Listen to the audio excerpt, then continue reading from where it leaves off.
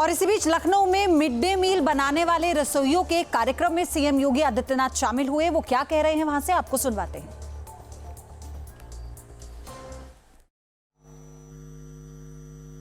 कोयले में या लकड़ी में भोजन बनाना पड़ता था, अब एलपीजी आ गया, यानी धुएं से मुक्ति।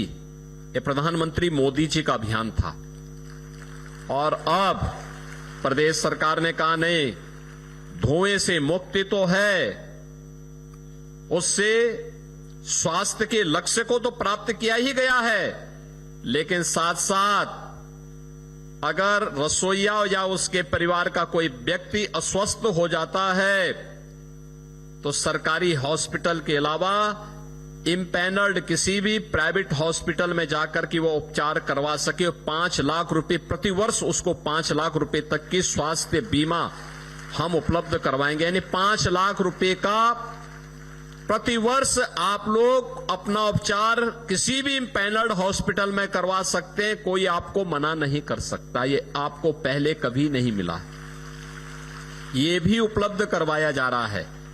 और चौथा जो मैंने आपको बताया, अब तक आपको साल भर में एक बार 500 रुपया मिलता था ड्रेस और साड़ी के लिए, अब हम इसको 1000 रुपया और 1000 रुपया कर दे रहे हैं। यानी 500 रुपए को दोगुना करने का काम, एक साथ 4 सुविधा का लाभ एक साथ मिल रहा है।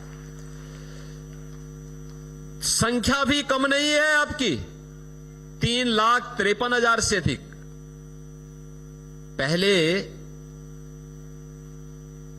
ये काम इसलिए नहीं होता था क्योंकि समाजवादी पार्टी की एजेंडे में गरीब कोई मुद्दा ही नहीं था। आज आपने उनका बयान पढ़ा होगा, समाजवादी पार्टी के मुखिया का, बबुआ ने आज एक बयान दिया है, कहा है कि जब हमारे परिवार के सभी लोग सांसद हैं इसीलिए तो सपा सपा बनी हुई है।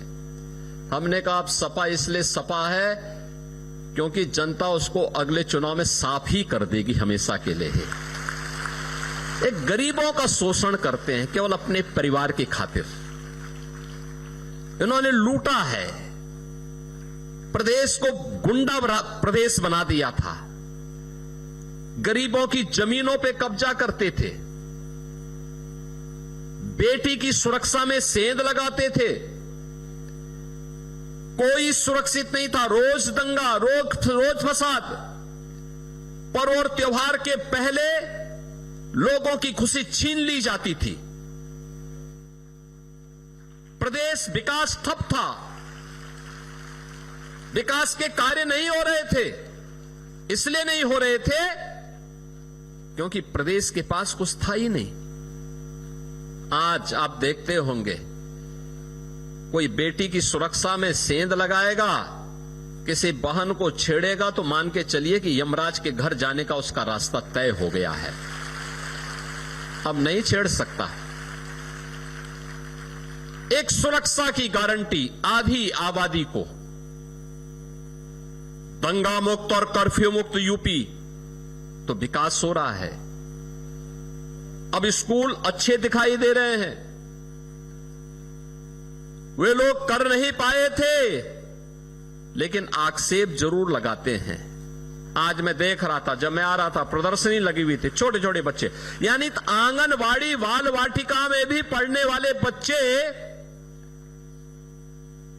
अक्षर ज्ञान उनको है, वाक्य विन्यास कैसे होता है, ये निपुण भारत अभियान की सफलता को बताता है। अब ये केवल 3री क्लास तक नहीं बल्कि 5वीं क्लास तक सीधे आगे बढ़ रहा है। 6ठी, 7वीं, 8वीं के बच्चे अब कुछ नए अभियान के साथ आगे बढ़ रहे हैं। पहले उनकी यूनिफॉर्म कैसे लगती थी, बहुत खराब, और अब तो 2 यूनिफॉर्म हर बच्चे को उपलब्ध करवाई जा रहे हैं, बैग दिया जा रहा है, बुक्स दिया जा रहा है, जूते मोजे बच्चों को उपलब्ध करवाए गए हैं। हर बच्चे के लिए साल भर में स्वेटर की व्यवस्था भी है।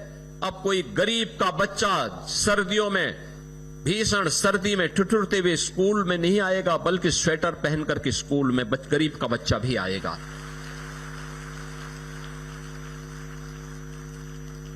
हर बच्चे के पास यूनिफॉर्म है। 2017 के पहले एक गरीब के बच्चे नंगे पैर स्कूल जाने के लिए मजबूर होते थे। भीषण गर्मी में तपती हुई पत्थर हो या भीषण सर्दी में ठिठुरती हुई जाड़े में नंगे पैर बेटियों को, बच्चों को स्कूल जाना पड़ता था। आज उनके लिए जूते मोजे की व्यवस्था है, स्वेटर की व्यवस्था है, यूनिफॉर्म की व्यवस्था है, बैग और बुक्स की व्यवस्था है। इन सब के लिए चिंता करनी पड़ती है। जब हम लोग दिन में 18 घंटे कार्य करते हैं, एक एक योजना पे चर्चा करते हैं, एक एक विभाग के कार्यों को आगे बढ़ाने में योगदान देते हैं, तब परिणाम आते हैं। और जब बबुआ की तरह ही कोई 12 बजे सो के उठता, 2 बजे तक तैयार होता, 5 बजे जिम जाता और फिर 7 बजे वापस आकर के उनकी अपनी महफिल जम जाती, तो कहां प्रदेश के लिए समय है? पहले यही होता था, प्रदेश के लिए समय नहीं था। लेकिन अब प्रदेश के लिए पर्याप्त समय सरकार के पास है। जनता जनार्दन की समस्या का समाधान का रास्ता भी है और प्रदेश को आगे बढ़ाने में कोई भी योगदान दे, रसोईया हो, आंगनबाड़ी हो, आशा वर्कर हो, गांव का चौकीदार हो, होमगार्ड का जवान हो, पीआरडी जवान हो, इन सब के मानदेय में वृद्धि करने के साथ साथ इन्हें सम्मानजनक ढंग से आगे बढ़ने के लिए भी हम तैयार कर रहे हैं।